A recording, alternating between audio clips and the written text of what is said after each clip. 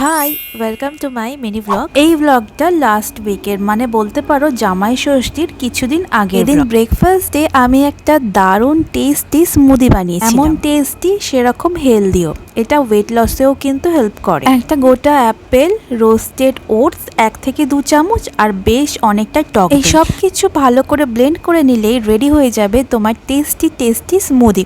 আর মা হানি দিয়ে খাওয়া পছন্দ করে, তো মায়েরটায় অল্প হানি দিয়ে। দুপুরের লাঞ্চটা ছিল ফাটাফাটি। এটা আমার ভীষণ ফেভারিট একটা খাবার, আর এইটা হচ্ছে বিট ভর্তা। এর সাথে মা লাউয়ের একটা নতুন প্রিপারেশন করেছিল দুধ দিয়ে, সেটাও কিন্তু দারুণ খেতে হয়েছিল। ননভেজ কিছু না থাকলেও ভেজ আইটেমগুলো কিন্তু প্রচন্ডই টেস্টি হয়েছিল। তারপর সন্ধ্যের দিক করে আমি আর মা ফটাফট রেডি হলাম শপিং এ যাব বলে। না যাচ্ছি আমার জন্য শপিং করতে, না মায়ের জন্য। শপিংটা হচ্ছে জামাইয়ের জন্য, কারণ কদিন পরেই ছিল জামাই ষষ্ঠী। আমাদের বাড়ির কাছে স্টাইল বাজার আছে, আর ওখানকার কালেকশন না বেশ ভালো, তো ওখানেই গেলাম শপিং করতে। এটা হচ্ছে রামরাজাতলা স্টাইল বাজার। কারা কারা গেছো কমেন্ট করো। কালেকশন কিন্তু বেশ ভালো, রিজনেবল প্রাইসে। আমাকেও বলছিল আমার জন্য কিছু কেনার জন্য, বাট আমি ওই দিন কিছু কিনিনি, পরে আরেকদিন গেছিলাম, বাট সেদিনকে আর ব্লগ করা হয়নি। বেশ অনেকক্ষণ ধরে এটা ওটা দেখার পর মা ফাইনালি ওর জন্য একটা শার্ট আর একটা টি শার্ট কেনে। মা যে শার্টটা ওর জন্য কিনেছিল কালারটা ভীষণই ভালো ছিল, বাট কেনার সময় আমার খালি মনে হচ্ছিল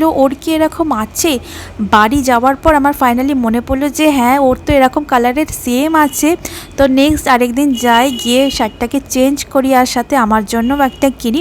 বাট যেরকমটা বললাম সেদিনকার ব্লগ আমার আর করা হয়নি। আর ওই দিনকে প্রচন্ড গরম ছিল, তাই মাকে বললাম চলো একটু আইসক্রিম খাই, কিন্তু এই প্রচন্ড গরমে রাস্তায় দাঁড়িয়ে আইসক্রিম খাওয়ার ইচ্ছা আমার একটুও করছিল না। তাই বাড়ির জন্য একদম কিনে নিয়ে আসি, বাড়িতে একদম শান্তিতে বসে আইসক্রিম খেলাম। অ্যান্ড আজকের ব্লগটা এই পর্যন্তই। ভালো লাগলে লাইক, কমেন্ট, শেয়ার আর চ্যানেলটাকে সাবস্ক্রাইব আর ফলো করতে ভুলো না।